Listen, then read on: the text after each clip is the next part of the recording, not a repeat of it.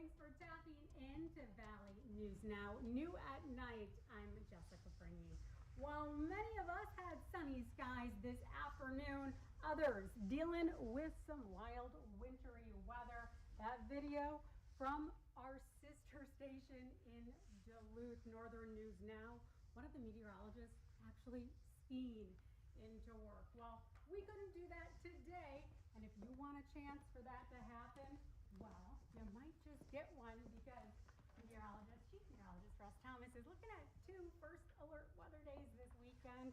Russ, a chance maybe for some skiing. Oh, absolutely. I was going to say, I was really impressed there with that video. Very quick skiing, faster than I would typically drive, and able to stay for the. I can't even put on a pair of skis. Oh, so it's a little impressive, I would say. Yeah. For a meteorologist, we're going to be expecting that from you now. Well, I hope it doesn't snow much then, because that'd be disappointing. You're right, just know what it is a week, and we looked at this past system, the one that just came through Thursday night into Friday morning, and what we saw was northern areas getting a lot of snow, whereas southern areas, including Fargo, not much at all. This one looks like it's going to be the reverse. In fact, as we look here, you can see this National Weather Service, we've got the advisory, the warning, and even a blizzard warning in the area there in purple. So that indicates we're the best chance we're going to see snow, but also very windy conditions. Now, one thing you look as you look up north, the areas that got a lot of snow, well, they look like very little, maybe an inch. More than likely not even that when you get to Grand Forks and beyond. So again, this is a system which is really going to start to impact us. The southernmost areas in the morning, but for most of the region, it's not going to be till afternoon, evening. All that snow is going to stick around overnight. Again, the main shift, the main bulk of the snow, the heavier snow is going to stay to our southern areas. So, again, northern areas, that's great. Southern areas, if you feel like you missed out on the snow, you're certainly going to see it this time around. Moving ahead to Sunday, snow exits southeastern regions by mid-morning. The wind lingers, though, so then the real issue becomes both Saturday night and Sunday, travel conditions out there. Winds can be blowing, that potential for blizzard conditions. So, again, that's an issue. One more thing I want to show you, just talking about our expected snow totals, and you see it right here.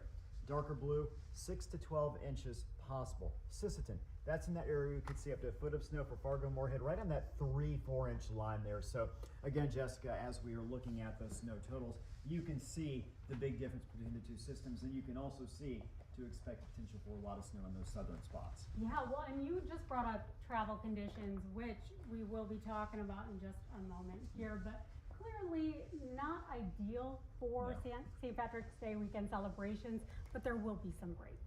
There will be some breaks. Yeah, I think the best time, the early Saturday through mid-late afternoon in Fargo, I know there's a lot going on. That's going to be a good time period before that snow sets in for Fargo and areas north. Perfect. All right. Thanks so much, Russ. Now, speaking of those travel conditions, we are switching to our road. Valley News Team's Bobby Falat has been watching conditions, making sure to keep us updated. Bobby, some areas definitely hit harder, slicker spots than others. Yeah, especially for when we're looking at what we just saw yesterday. It was the entire northeast part of the state. All of this yellow right now is continuous packed snow right here. This is the solid yellow. This little dashes in the yellow, that means that there is scattered ice. That is what we are seeing all across the northeast part. And again, it was about here over to the Langdon area is looking a little bit better right now, seasonally after what you can expect after getting some snow. So conditions are there, and just the good news is that you don't see any colors of red or purple on here. Nobody is in a travel alert of any kind, but as we did hear what Russ was saying, this is sure to change within the next 24 hours or so, especially our areas, Fargo, Valley City, Wahpeton, everything here, Cass County, just moving down the lines. All of this screen right now, again, looking good, but everyone, if they are going to have to drive sometime tomorrow night or at least heading into Sunday morning, be prepared for that winter weather that Russ was talking about. Have those emergency kits in your car if you need to, blankets, food, water, in case you do have to travel. The North Dakota, the DOT might honestly, depending on how much we get, we have seen it in situations where they do close interstates, they do close certain highways, and nobody will be able to travel.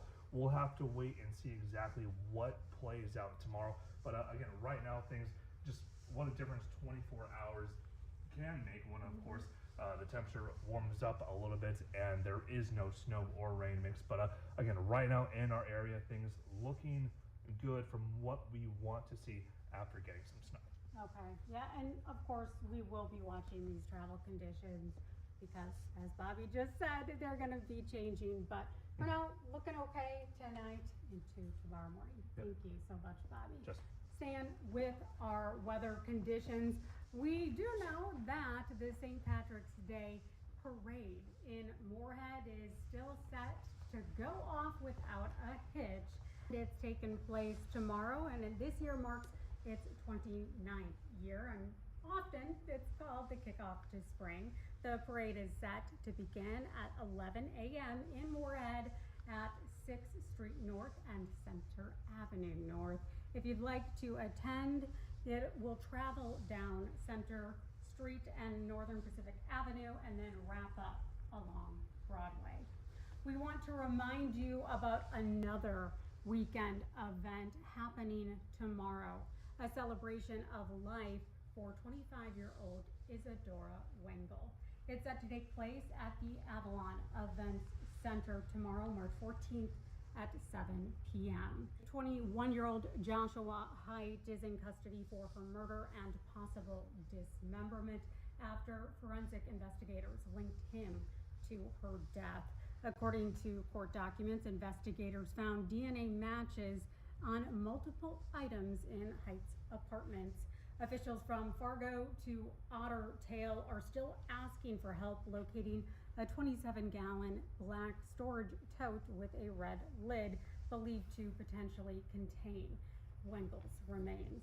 Now, that next search is scheduled to take place on Saturday, March 21st, beginning at 10 a.m. in Battle Lake. Now we want to take a look at what's coming up tonight. We've got something good for you at 9 and 10. A new report says North Dakota is meeting only 23% of its mental health workforce need, meaning thousands are looking for care elsewhere because of a lack of providers. Valley News Live's Sydney Zatz has been on top of this story for us. Sydney, what are you hearing from providers at Sanford Health? Well, I was actually very surprised. They told me over 300 people are currently on the wait list for mental health help, and if you already are in the system, you're looking at a couple month wait, which isn't too uncommon, but still, for those who really need that care, of course, there are spots that open up if it's an urgent need, but just overall, that's a long time to wait if you're someone who's struggling. And 23%. This coming from a new report, is that right? Yep, from a national mental health organization, Inseparable. So they have that report out. It's actually linked on our website under this story, but I also talked to those at Essential Health to kind of see what they're seeing. They say they're doing well staffing wise, but there will just never be enough mental health providers. And this has been an ongoing issue, something we've been talking about. The Essentia angle that you just mentioned, Sydney, that will be all new tonight at 9 and 10. We have heard from Sanford Health. Is there anything else that they just want patients to know, especially if they are trying to get on that wait list? The main takeaway was, even if you don't think you need help, get the help, because you never know what will lie down the road, and everyone, it's okay to get help. It really is. So that's really what they wanted to emphasize when I went to stop by. That main takeaway. All right, thank you, Sydney. Again, that full story coming up tonight at 9 and 10. As always, that's gonna do it for us tonight on Valley News Now, new at night. Thanks so much for joining. I'm Jessica Bringe.